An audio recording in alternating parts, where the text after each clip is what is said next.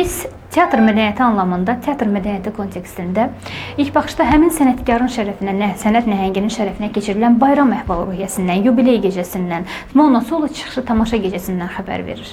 Ancaq bizim telebenefis, yəni bütün bu alqışlanmağın, təriflənmək əhval-ruhiyyəsindən fərqli olaraq daha doğrusu teledebatdır, hesabat da sizin qarşınızda.